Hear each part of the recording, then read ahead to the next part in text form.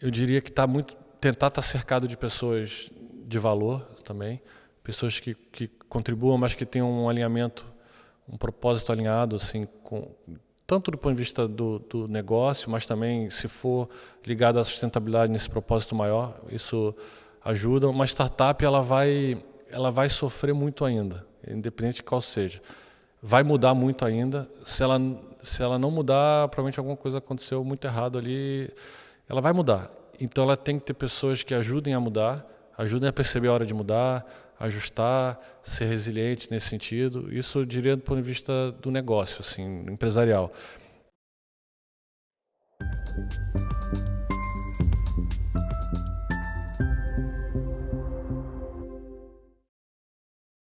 Luís, bem-vindo aqui ao nosso podcast. Obrigado por teres vindo. Explica-nos o que é que fazes e porque é que te meteste no mundo das startups e do empreendedorismo. Tá bom, obrigado, Gonçalo, pelo convite. Eu sou engenheiro de computação, trabalho com computação e informática há muitos anos. Me formei nos anos 2000, então há muitos anos mesmo nessa área. E segui uma carreira de computação tradicional, como developer, coordenei equipas, gestão de equipas, etc. Até trabalhei como diretor de área de tecnologia, transformação digital no Brasil, né? Já percebeu que sou do Brasil, então. E vim para Portugal em 2018, numa mudança pessoal e, enfim, vim com a minha família. Trabalhei aqui na área de tecnologia também desde que cheguei.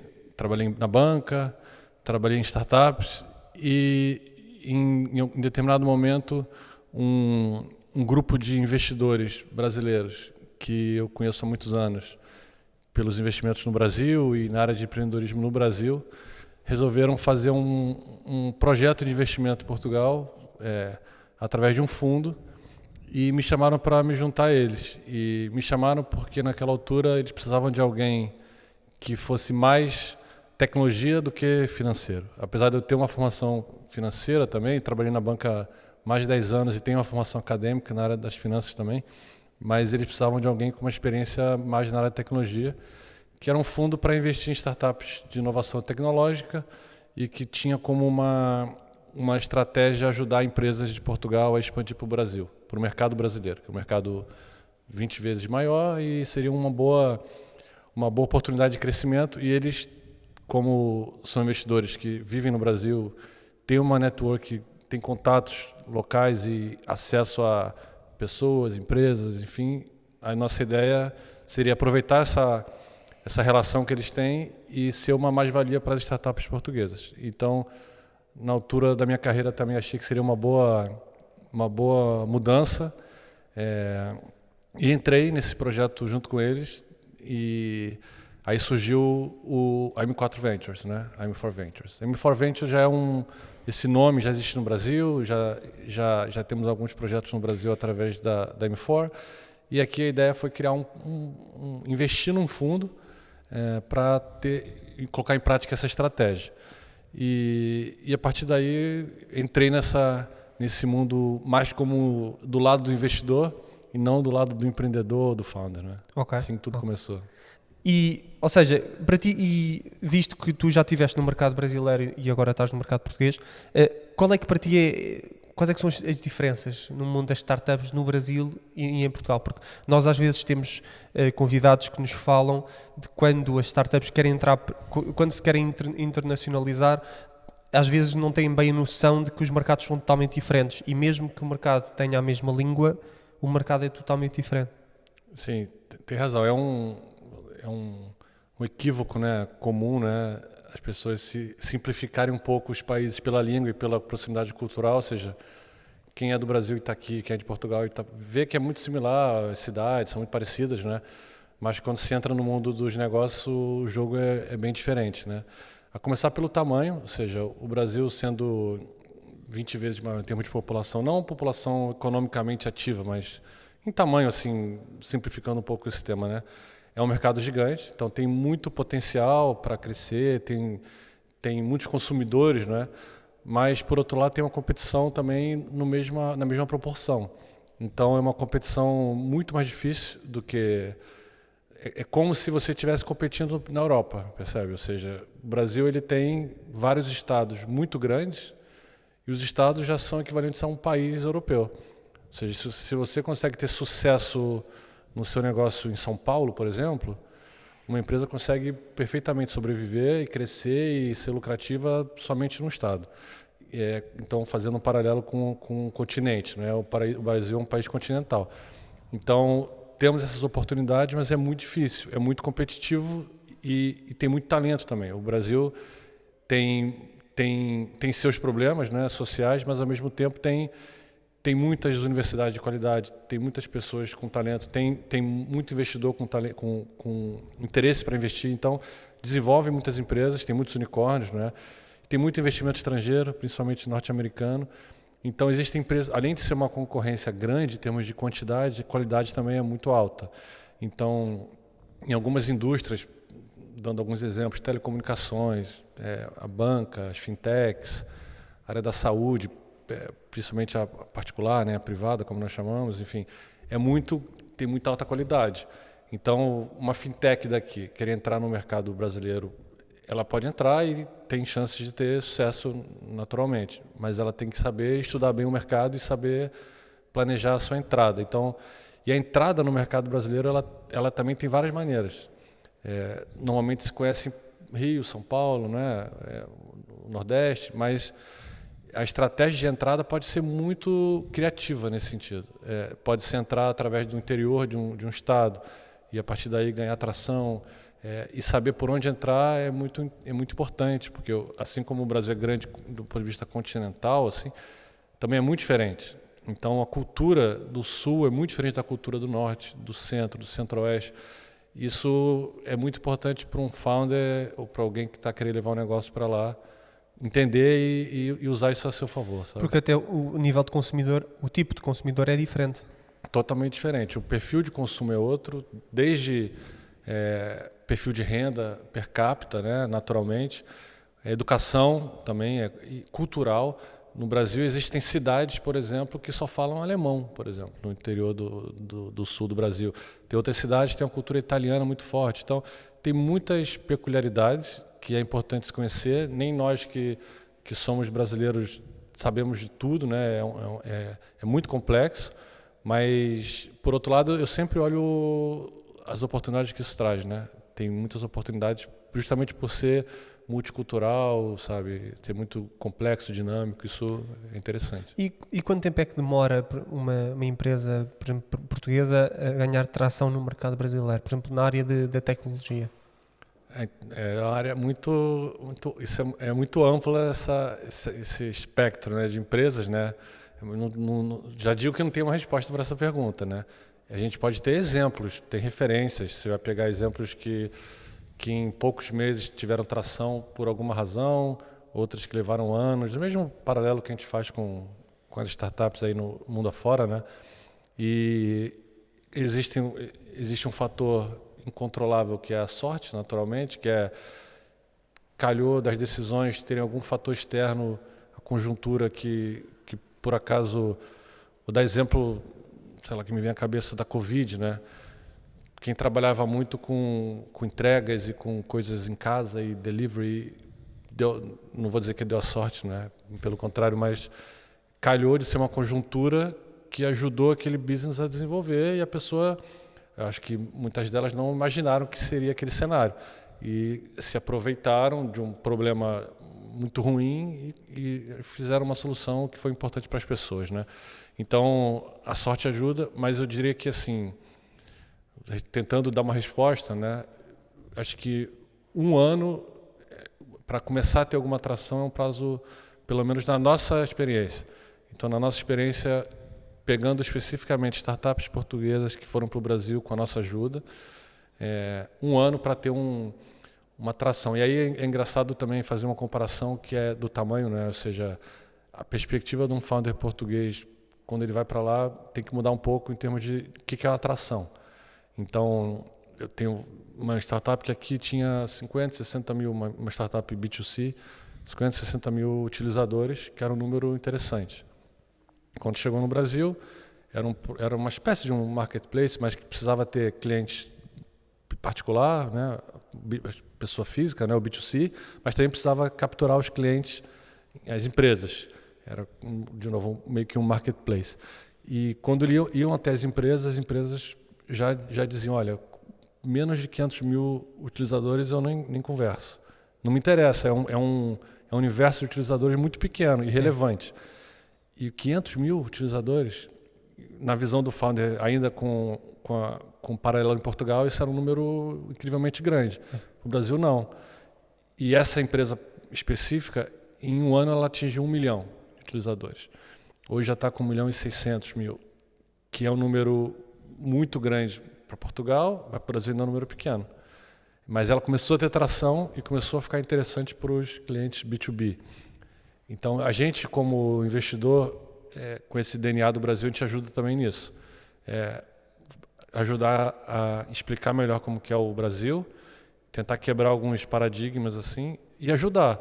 Se a gente enxerga que tem potencial dela chegar nesses 500 mil em um ano, faz todo sentido investir, ajudar. Se a gente percebe que é algo que é muito difícil, tem que estar muito claro para todos, né? Mas o nosso trabalho é muito também ajudar a criar essa visão mais apurada do que é o mercado brasileiro. Então. E tu achas que hoje em dia é necessário, nós já tivemos alguns convidados que também são desta área, tu achas que é necessário uma pessoa quando vai investir em startups começar com um grande capital? Ou seja, porque normalmente as pessoas quando ouvem investidor de startups pensam logo que é um milionário ou que é um bilionário, que tem o próprio fundo, mas normalmente até começamos a ver cada vez mais os business angels e os angel investors. O que é que achas sobre isso? Definitivamente não precisa entrar com muito capital, né? Existem investidores que entram com 10 mil euros, 50 mil euros, né? Mas depende muito da fase que a empresa se encontra, da quantidade de capital que ela precisa, quanto que ela quer diluir, né? Ou seja, quanto que o founder ali está disposto a ceder da tua empresa em troca daquele capital. É um jogo aí complexo, mas em relação ao ticket, né? Tem investidores anjos que entram com 10 mil e funciona bem. Podem ser grupos de investidores anjos entrando com tickets pequeno que vai chegar num valor que é o que a empresa precisa. Pode ser mesmo um investidor ou dois numa fase que a empresa não precisa de muito capital. E esses investidores podem ser anjos, podem ser familiares, né? Os family and friends, amigos e pessoas que vão aceitar. Quando é um ticket desse tamanho, muito pequeno, sim, em regra geral, é uma empresa que está na fase muito inicial, normalmente está no campo das ideias ainda, né? São aqueles PowerPoint ideas, né? Sim, ou sim, Canvas ideas, né? Então o risco é muito alto, ou seja, não tem nada ainda realizado. Então a pessoa que colocou esse investimento ali no início, ela apostou naquela pessoa, apostou no founder ou naquela equipa inicial ali. Então é comum que sejam parentes, sejam pais, sejam tios, sejam pessoas que confiam na pessoa, né? E amigos também. E investidores anjo que também gostaram da pessoa e querem ajudar. Então o investidor anjo, ele coloca esse dinheiro, mas ele também coloca o tempo dele. Ele fala, existe um outro perfil ainda que é o que coloca a marca dele, que hoje tem acontecido muito, que é o investidor põe o capital e a empresa pode usar aquele investidor como branding, né? Existe com jogadores, com atletas, né? Com NBA faz muito isso. Magic Johnson, enfim, tem vários casos conhecidos que seguem essa linha. Tem até algumas questões controversas aí, que em algumas situações ele é remunerado também, ele é pago por fazer esse... Ou seja, faz o investimento e depois é pago. Isso aí tem... Sim, ou se calhar o investimento é o próprio pagamento de publicidade. Médio. Se pesquisar um pouco sobre esse tema, vai ver que tem situações que eu tenho minhas dúvidas aí, não gosto muito. Eu gosto quando o jogo é muito transparente e essa fase o founder ele precisa de capital, ele precisa de apoio, ele não quer contratar um marketing desse peso. E muitas vezes é um investidor que tem um nome, que é engraçado porque aquele nome vai dar um peso, mas ao mesmo tempo ele vai começar a consumir dinheiro da empresa também. Isso não ajuda, isso não é bom. E também porque às vezes o anjo que entra com 10 mil euros às vezes até fica com uma pequena parte da empresa, não quer ser sócio maioritário, é apenas ficar ali com um pedacinho porque acredita que aquilo vai crescer e que depois, quando aquilo crescer, esse pedacinho pode já valer um pedaço um pouco maior. Quando esse pedacinho no início ele é até um pedaço grande, porque como no início a empresa ainda vale muito pouco, né? A empresa vale aquela ideia, né?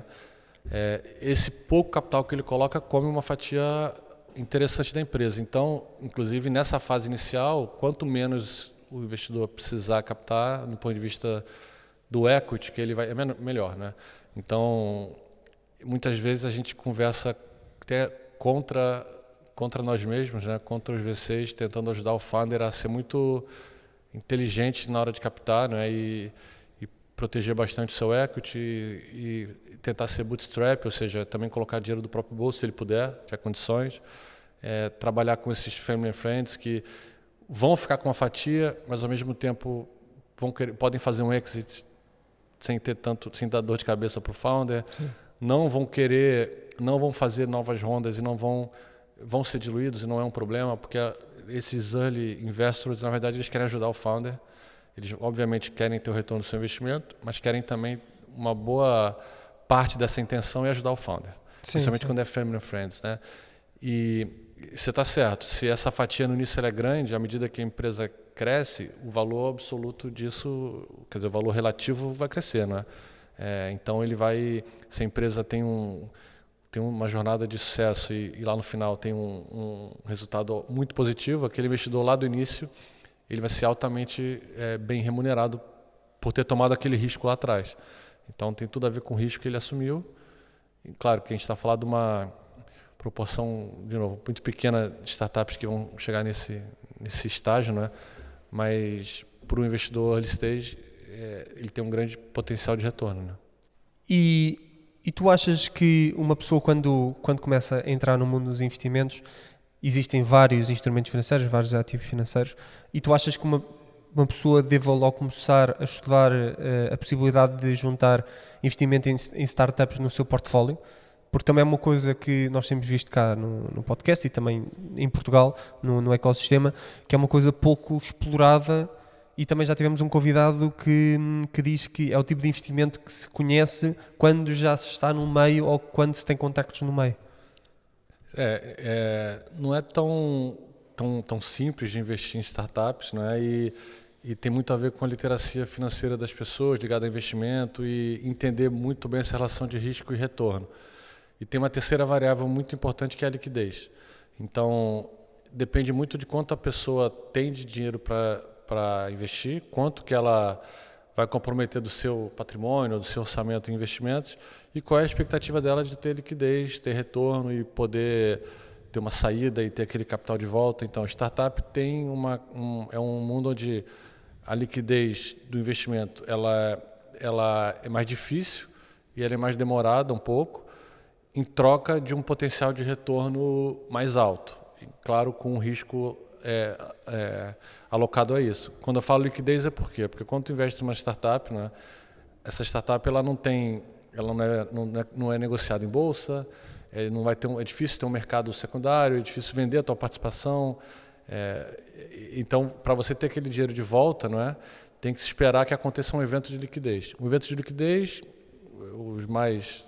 o evento de ouro, né, é um IPO, é uma abertura de capital. Um exit, um M&A, que a empresa vai ser comprada por uma outra empresa, ou um fundo vai comprar a participação de toda a gente, e aí tu consegue ter o teu dinheiro de volta, se tudo correr bem, com um retorno em cima daquilo, uma performance positiva. Só que isso vai levar anos. Estou falando de 10 anos, de 8 anos, é um tempo longo, e num percentual X de todos os investimentos que você tenha feito, né? Não vão ser todos que vão chegar lá, se correr bem, alguns vão chegar e compensa todo o investimento que foi feito. Então, e o investimento em startup pode ser feito investimento direto, claro, ou seja, fazer um investimento direto numa empresa só, pode ser feito através de fundos, né? Fundos como os nossos, fundos de venture capital, que vão ter perfis de investimento em diferentes níveis. Então, tem fundos que vão investir muito early stage, que são fundos pré-seed, que investem no início das empresas, são tickets de investimento menores, é um pouco o que a gente falou lá no início, que é investimentos menores, um risco alto e grande potencial de retorno.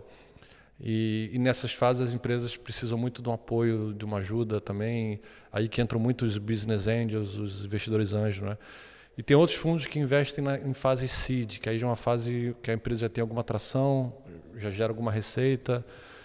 E tem fundo, série A, série B e assim por diante. E fundos que investem, claro, em private equity, que são empresas já estabelecidas, lucrativas, etc. E isso, a diferença entre esses perfis é, assim, simplificando um bocadinho, é o risco e retorno esperado que se tem. Então, cada investidor tem que fazer a tua análise de suitability, né? Saber o que está disposto a... Qual é o teu apetite para o risco. Isso é uma característica pessoal de cada um. Não dá para... Isso não se ensina, né? Isso tem a ver com o estilo de vida, com o momento da vida que a pessoa está. Se ela ainda tem muitos gastos para fazer, se ela já fez tudo que tinha que fazer. Isso tudo conta, né? E existem também vários mecanismos alternativos que são colaborativos, que aí são mecanismos que normalmente exigem tickets menores, que são os crowdfundings, por exemplo, né?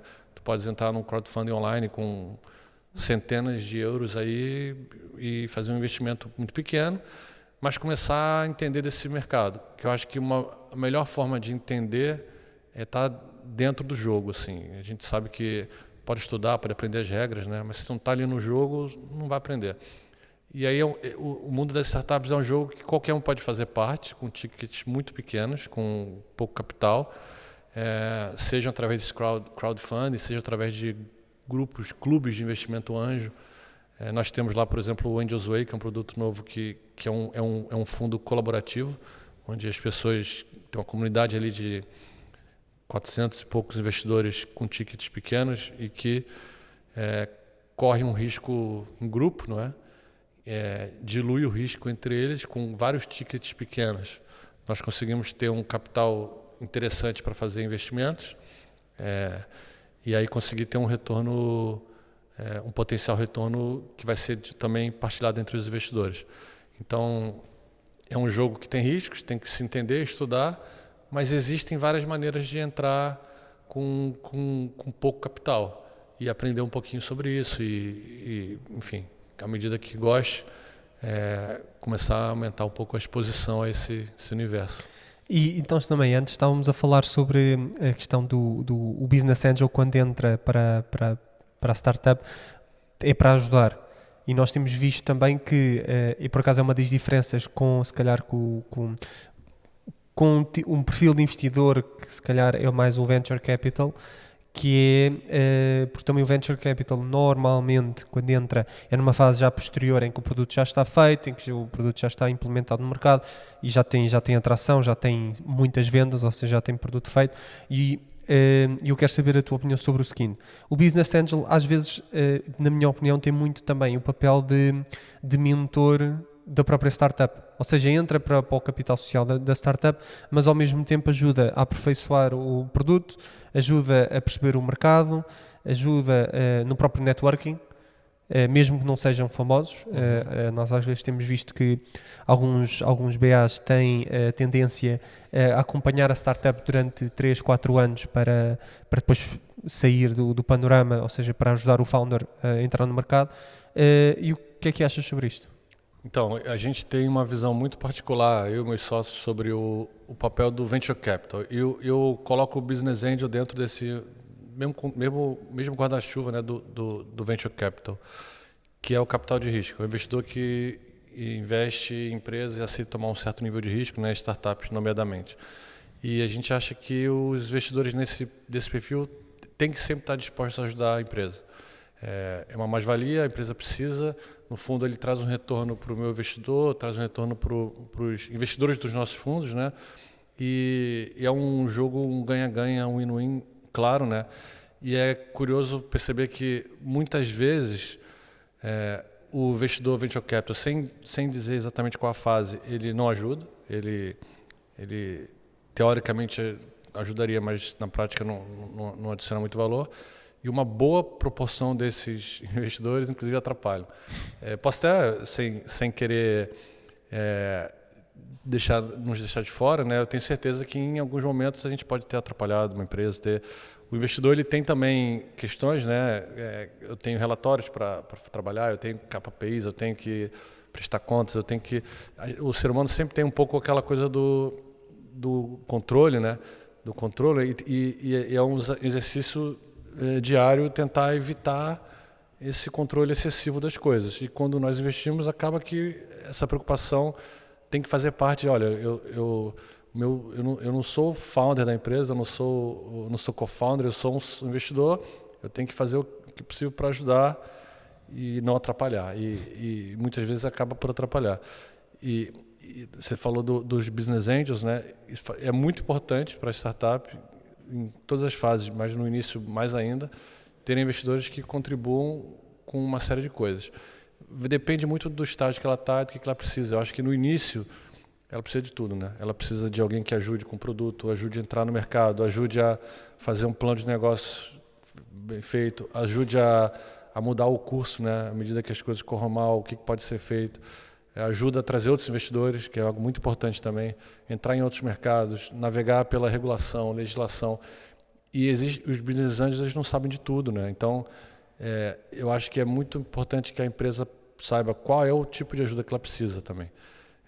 Se ela precisa de ajuda específica, é um mercado muito regulado, por exemplo, o mercado, sei lá, da médica. Se ela tiver um business angel que tem uma experiência na área médica e regulatória, é útil para ela. É muito mais interessante do que alguém que seja um financeiro, pura e simplesmente. Se a empresa está no momento de captar e fazer expansão, fundraising, os business angels ou investidores que conectem com outros investidores é muito importante. Então, isso vai variar consoante a fase que ela está. Mas, para mim, isso é uma característica fundamental do Venture Capital. O que é um Venture Capital? Não é só assumir risco. É assumir risco e contribuir com a empresa com o que a gente puder. E, naturalmente, não atrapalhar. Então, assim, eles sabem que isso acontece, os founders vão ter N exemplos.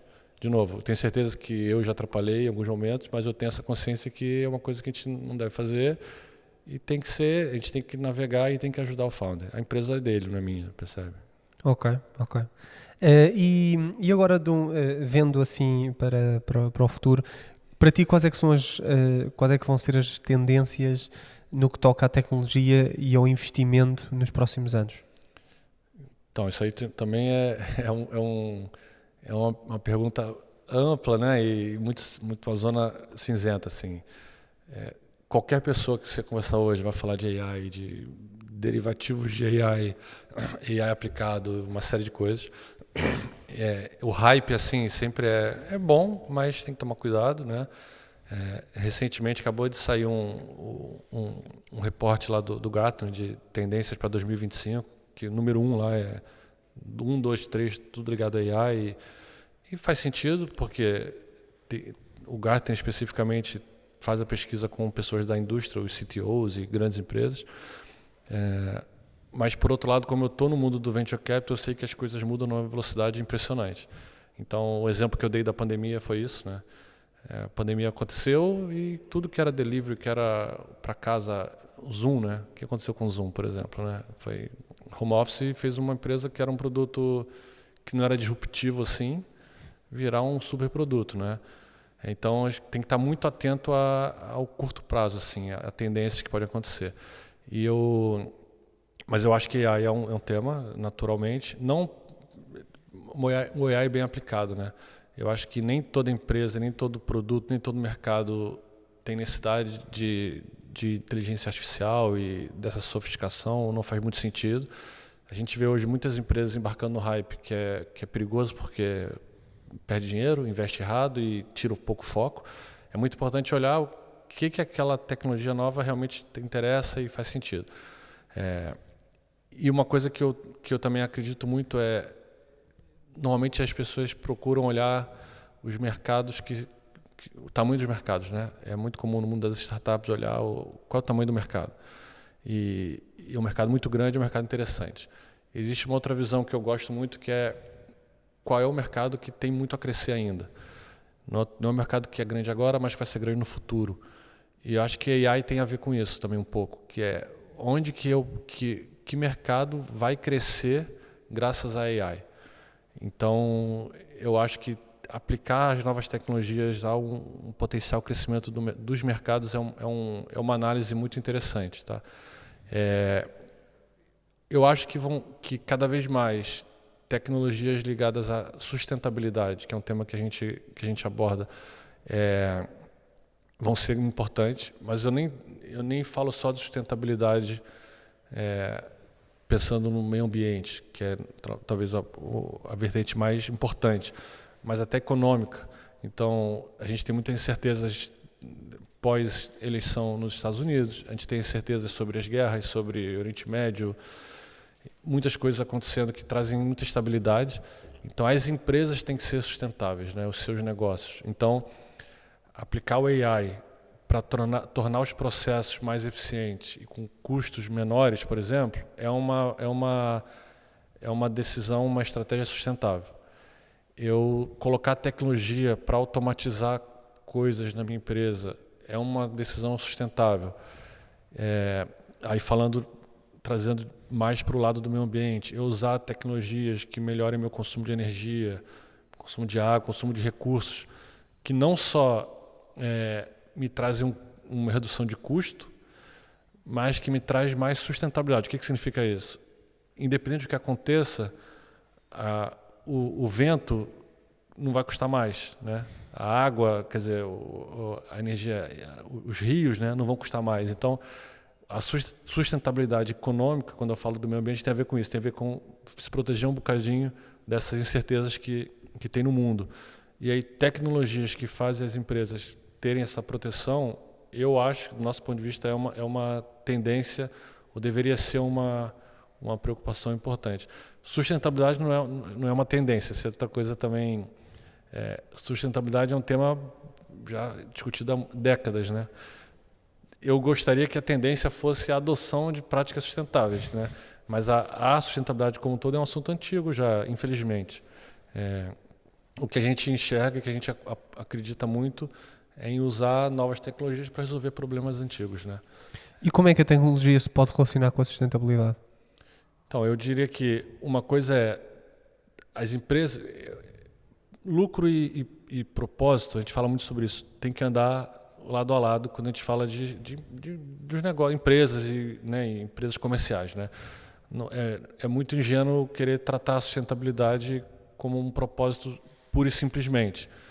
Do ponto de vista das empresas, das startups, né? Elas vão ter que ser lucrativas em algum momento, dar retorno para os seus investidores, e a gente acredita que elas também deveriam ter impacto positivo na sustentabilidade.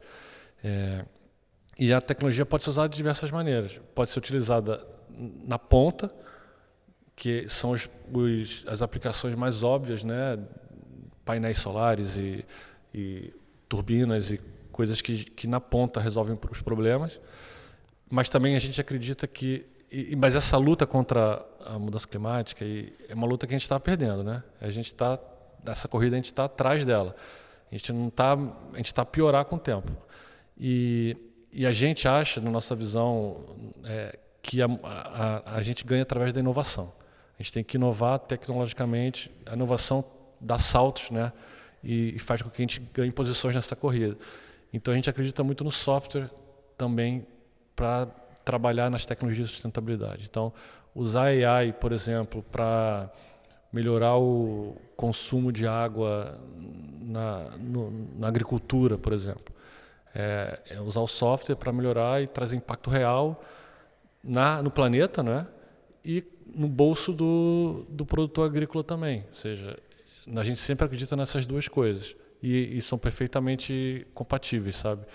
E a nossa diferença, talvez um pouco, quando a gente trata de sustentabilidade, é nessa camada aí de software. A gente está falando de AI, blockchain, coisas que são normalmente aplicadas a indústrias como financeira, né, indústrias mais comerciais, assim, no curto prazo, né?